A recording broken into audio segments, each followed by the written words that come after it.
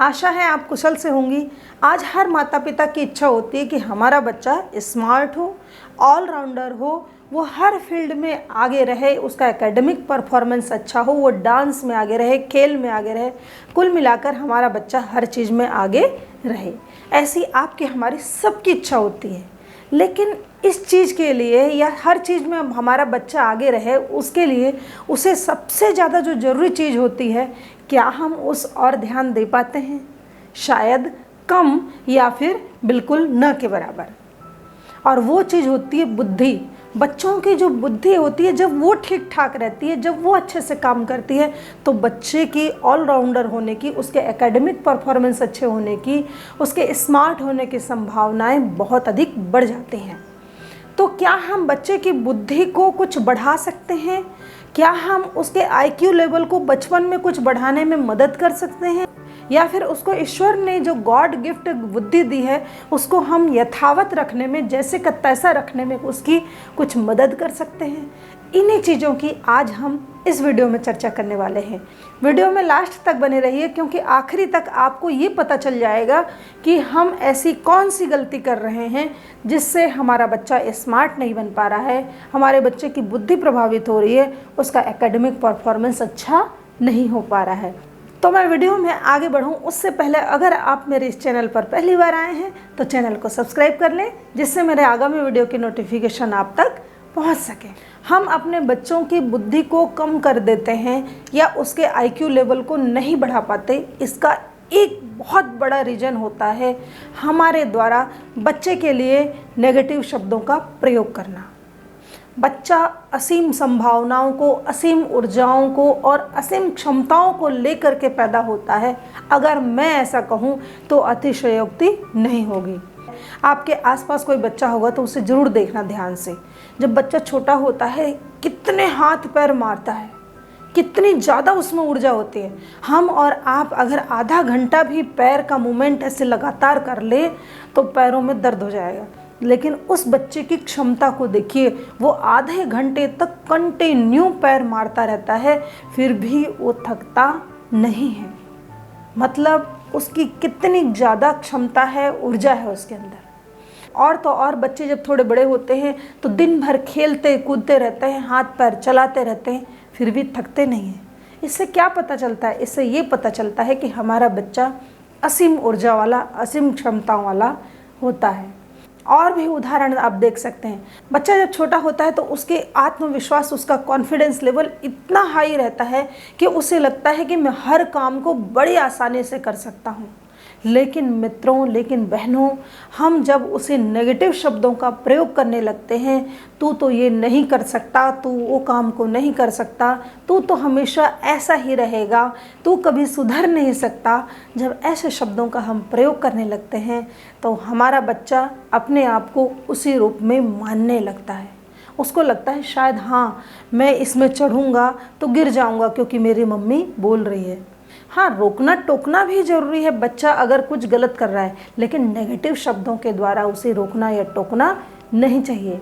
उसका मनोबल, उसका आत्मविश्वास कम हो, ऐसे शब्दों का हमें प्रयोग नहीं करना चाहिए। हम बच्चे से जो भी बातें करें उसे सोच समझ करके कहना चाहिए। हमें ये कभी नहीं समझना चाहिए कि वो छोटा बच्चा है। बच्चे को छोटा बच्चा समझ करके अगर आप ट्रीट करेंगे शब्दों के मामले में, तो निश्चित है उसके मनोबल को आप गिराने वाले, उसके आत्मविश्वास को आप ठेस पहुंचाने वाले होंगे। इसीलिए आप कभी भी अपने बच्चों को नेगेटिव शब्दों का प्रयोग न करें। और मेरा जो दूसरा पॉइंट है वो है, अनजानी चीज़ों का बच्चों को डर न दिखाएं। ऐसा डर जो कभी संभव हो ही नहीं सकता, ऐसी चीज़ों का डर दिखा करके बच्चे को रोकना टोकना कदापि ठीक नहीं होता है। जैसे मान लीजिए बच्चा खाना नहीं खा रहा है, आप उससे कहते हैं खाना खा लो नहीं तो बाऊ आ जाएगा, खाना खा लो नहीं तो पुलिस वाला पकड़ करके ले जाएगा, खाना खा लो नहीं तो बाबा ले जाएगा, खाना खा लो नहीं तो ये होगा वो होगा करके हम बच्चे को डरा डरा करके खाना खिलाना चाहते हैं। सेम वैसे ही हम उससे कई अन्य काम भी कराते हैं।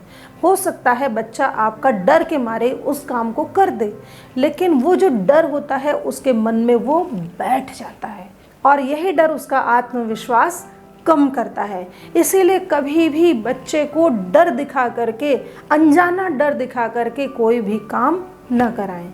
इससे उसके दिल और दिमाग पर बहुत गहरा प्रभाव पड़ता है, जो उसकी कहीं न कहीं बुद्धि की क्षमता को कम करने का भी काम करता है। इसीलिए अनजानी चीज़ों का कभी भी बच्चों को डर न दिखाएं। हाँ, कहीं अगर खतरा वास्तव में आपको दिख रहा है कि हाँ इससे बच्चे को खतरा हो सकता है, जैसे कहीं चढ़ रहा है तो उसके गिरने की संभावना है, कहीं कॉर्नर में लगने की संभावना है, तो उसे वहाँ से रोकना है। लेकिन उसे भी हमें पॉजिटिव वे में ही रोकना है, नेगेटिव वे में नहीं रोकना है। और मेरा जो तीसरा पॉइंट है वह है बच्चे की जिज्ञासा को, बच्चे के क्वेश्चन के आंसर को सटीक और वैज्ञानिक ढंग से ही उत्तर देने का प्रयास करें। आपने देखा होगा बच्चा जब छोटा होता है तो वो हर चीज़ को अनुभव करना चाहता है, हर चीज़ को वो सीखना चाहता है, हर चीज़ को वो करके देखना चाहता है, और इसी कारण वो कई प्रश्न अपने मम्मी पापा के पास करता रहता है, या दादा दादी जो भी घर के बड़े होते हैं उनसे वह करता रहता है। जब उसे उन प्रश्नों का संतुष्टिजनक उत्तर नहीं मिलता है तो वह निराश, हताश हो जाता है, और उसकी जो जिज्ञासा होती है चीज़ों को जानने की वो भी कम होने लगती है। इसीलिए आप कितना भी व्यस्त हों, अगर उस समय उत्तर न दे पा रहे हों तो भी उसे बाद में उन प्रश्नों का उत्तर अवश्य दें। इससे बच्चे की जिज्ञासा बढ़ेगी, उसे जानने की इच्छा बढ़ेगी, और वह निश्चित ही कहीं न कहीं उसकी बुद्धि को बढ़ाने का काम करेगी। इसीलिए आपका बच्चा कभी भी कुछ प्रश्न करे उसे सटीक उत्तर दें, वैज्ञानिक हो, प्रामाणिक हो, ऐसा उत्तर देना चाहिए। ऐसा नहीं कि काम टालने के लिए हमने उसको कुछ भी कह दिया उस समय, चलो अभी तो ये हटेगा, ऐसा नहीं होना चाहिए। क्योंकि अगर आपने बच्चे के सामने एक बार भी गलत चीज़ों को बता दिया तो वो जीवन भर के लिए उसका सिद्धांत बन जाता है। आपके बचपन में भी आपके साथ निश्चित ही कोई ना कोई घटना ऐसी हुई होगी जिसमें आपने किसी से कुछ पूछा होगा और उसने आपको गलत बता दिया होगा, तो आपने उसको सिद्धांत बना लिया होगा, अपना एक रूल बना लिया होगा। मित्रों, बहनों, हम अपने बच्चों को कभी भी ऐसी जानकारी न दें जो कि गलत हो सकता है या जिसके झूठ होने की संभावना होती है। हम उसे जो भी उत्तर दें वो सटीक हो, और अगर नहीं पता है तो उसे हम पूछ के बताएं, गूगल में सर्च करके बताएं, या फिर किसी और के पास अपने बच्चे को भेज दें जिससे उसे उस प्रश्न का उत्तर मिल सके। लेकिन गलत उत्तर हमें नहीं देना चाहिए। जिज्ञासा बढ़ेगी तो प्रश्न बढ़ेंगे, और प्रश्न बढ़ेंगे तो उसकी बुद्धि अवश्य बढ़ेगी। और मेरा जो अगला पॉइंट है वह है फिजिकल एक्टिविटी या फिर गेम्स खेलना। बच्चा जब कोई भी गेम खेलता है तो उसके बॉडी मूवमेंट के साथ साथ उसका दिमाग भी साथ साथ चलता है। जैसे मान लीजिए वो शटल कॉक खेल रहा है तो शटल कॉक में बॉडी मूवमेंट तो हो ही रहा है, इधर उधर दौड़ दौड़ के वो मार रहा है, लेकिन साथ ही वह ये भी देख रहा है कि ये शटल कॉक कहाँ के गिरेगा, कहाँ जाना है, मुझे कितना दौड़ना है, कितना स्टेप आगे करना है, कितना स्टेप पीछे जाना है, इसमें उसका दिमाग भी चल रहा है। इसीलिए गेम्स में शरीर के साथ साथ दिमाग का भी अच्छे से कसरत होता है। आजकल के जो बच्चे दिन भर मोबाइल में लगे रहते हैं उनका सोच सोच करके कभी कभी बड़ा दुख होता है कि इनका बॉडी मूवमेंट अगर इतना कम रहेगा बचपन में तो इनका भविष्य कैसे रहेगा। मित्रों, आप विचार करके देखिए, जब आप और हम छोटे थे तो हमारे और आपके कदम थमने का नाम नहीं लेते थे। कभी इधर भागना, कभी उधर भागना, कभी कबड्डी खेलना, कभी खो खेलना, कभी कुछ कुछ खेलते ही रहते थे और साथ में पढ़ाई भी करते थे। लेकिन आजकल के जो बच्चे हैं वो दिन भर मोबाइल में ज़्यादातर समय बिताना पसंद करते हैं। जब भी खाली बैठेंगे उनको आप बोल करके देखिए कि बाहर चले जाओ, खेल लो, नहीं जाना पसंद करेंगे। रीज़न, उनके पास घर में एक बहुत बड़ा हमने खिलौना या बहुत बड़ा घातक हथियार उसके हाथ में दे दिया है, कहूँ तो अतिशयोक्ति नहीं होगी। इसीलिए हमें इस खिलौने से अपने बच्चे को बचाना है, और जो आउटडोर गेम्स हैं, फिजिकल मूवमेंट वाले गेम्स हैं, उनमें हमें अपने बच्चों को इन्वॉल्व करना है, उनमें हमें अपने बच्चों को खेलने के लिए भेजना है।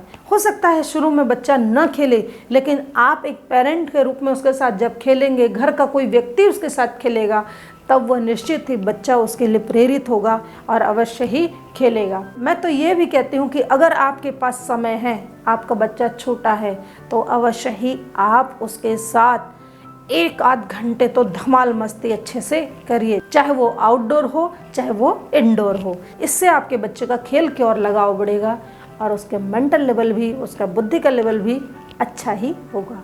और मेरा जो अगला पॉइंट है वह है सामाजिक जीवन जीना। आजकल के हमारे बच्चे सामाजिक जीवन को मोबाइल, टीवी, कंप्यूटर गेम के कारण भूलते जा रहे हैं। सोशल लाइफ बिल्कुल पसंद नहीं करते हैं।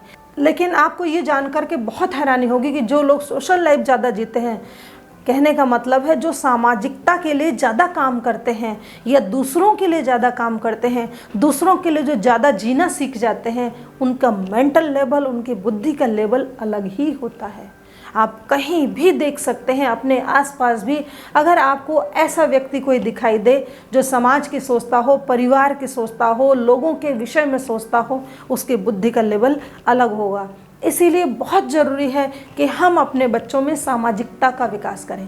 वैसे भी मनुष्य एक सामाजिक प्राणी है, समाज से ही वो बहुत कुछ सीखता है और समाज को ही बहुत कुछ वो देता है। लेकिन हमारे बच्चे इस चीज़ से वंचित न रह पाए, उनकी बुद्धि का लेवल बढ़ता ही रहे, उसके लिए ये बहुत ज़रूरी है कि हम उसे सामाजिकता बचपन से ही सिखाएं। सामाजिकता से मेरा मतलब ये नहीं है कि उसे पार्टी में ले जाएं और वहाँ पर एंजॉयमेंट कर करके हमने सामाजिकता उसे सिखा दी। नहीं, सामाजिकता एक तो खेल से भी उसकी बढ़ेगी, दूसरा जहाँ पर ऐसा काम हो जिसमें दूसरों का कुछ भला होता हो, जहाँ दूसरों का कुछ फ़ायदा होता हो, ऐसे कामों को जब आपका बच्चा करेगा तो उससे उसके इंटरनल खुशी बढ़ेगी, साथ में दिमाग का भी अच्छे से विकास होगा या उसकी बुद्धि भी सही सकारात्मक दिशा में काम करेगी। तो मैंने जो आपको चीज़ें बताई हैं कि बच्चों के सामने कभी भी नेगेटिव वर्ड्स का प्रयोग न करें। दूसरा, बच्चों को अनजानी चीज़ों का डर न दिखाएं। तीसरा, बच्चे की जिज्ञासा को उसके प्रश्नों का सटीक और वैज्ञानिक उत्तर दें।